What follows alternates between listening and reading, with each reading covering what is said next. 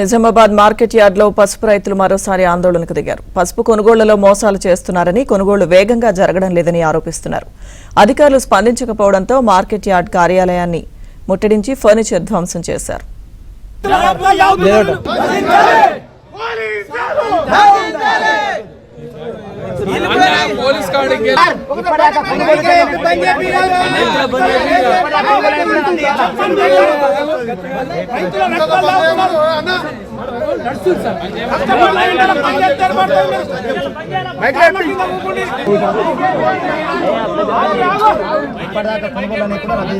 Market లో ఖరీదారులు రైతులను చాలా మోసం చేయడం జరుగుతుంది.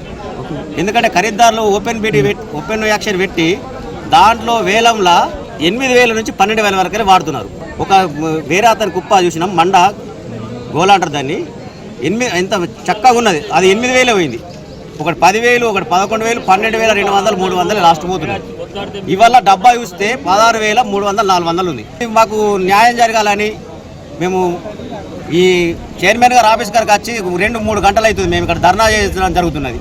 ఒక్క ఆఫీసర్ కానీ, ఒక్క చైర్మన్ కానీ, ఎవ్వరు అధికారులు కానీ ఇదివరకు స్పందించింది లేదు. వాళ్ళు వచ్చి మాకేం చెప్పింది లేదు.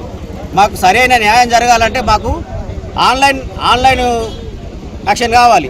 ఆన్లైన్ చాలు కావాలి. ఆన్లైన్ చాలు అయితే మాకు ఎట్లయినా పర్వాలేదు. ఈ ఆన్లైన్లో లేక వీళ్ళు ఖరీదారులు 4 వచ్చి ఈ డబ్బా ఇది నువ్వు తీసుకో, ఈ బండ ఈ కొమ్ము నేను తీసుకుంటా, వాళ్ళు కను ఇట్లా కొట్టుకొని వాళ్ళే మాట్లాడుకొని వాళ్ళే ఇది మంచిగా కుప్ప రాసుకొని పోతారు. 10,000 నుంచి 11,000, 12,000 దాకా. మినిమం మాకు 14,000 నుంచి ఇప్పుడు ఓపెన్ యాక్షన్ అయినా 14,000 మీద వాడితేనే మేము రైతుల మిస్టేక్ తయారు. పసుపు రైతుల ఆందోళనకు సంబంధించిన పూర్తి సమాచారం మా ప్రతినిధి శ్రీపతి అందిస్తారు. శ్రీపతి. లక్ష్మీదుర్గ నిజామాబాద్ మార్కెట్ యార్డ్ లో పసుపు రైతులు కొద్ది రోజులుగా తీవ్ర ఇబ్బందులు పడుతూనే ఉన్నారు. ఒకవైపు గిట్టుబాటు ధర రావడం లేదు, మరోవైపు ఆన్లైన్ లో కొనుగోలు సాగడం లేదు. దీంతో క్వింటాళ్ల కొద్ది పసుపు అంతా కూడా మార్కెట్ లో పేరుకుపోతుంది. రోజుల తరబడి రైతులు మార్కెట్ యార్డ్ లో పడిగాపులు కాయాల్సి వస్తుంది. దీంతో తీవ్ర ఆగ్రహంతో ఉన్నారు. ఈ దశలోనే ఈ రోజు ఆందోళనకు దిగారు. మార్కెట్ యార్డ్ కార్యాలయాన్ని ముట్టడించారు. అక్కడ ఉన్న ఫర్నిచర్ చైర్లు అలాగే ఇతర సామాగ్రిని ధ్వంసం చేశారు.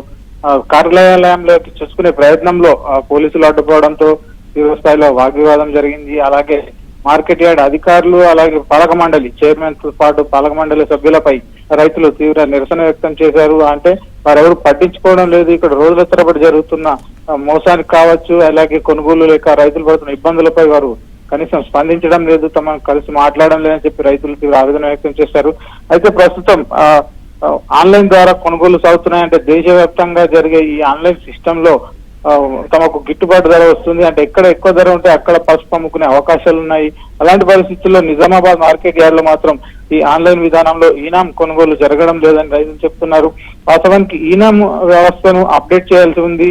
ఈ అప్డేట్ చేసే క్రమంలో రైతులకు సంబంధించి సుమారు 12 అంశాలను ఆన్లైన్ లో వీళ్ళు నమోదు చేయాల్సి ఉంటుంది. అంటే ఆధార్ నంబర్లు అలాంటి వివరాలని కూడా నమోదు చేయాల్సి ఉంటుంది.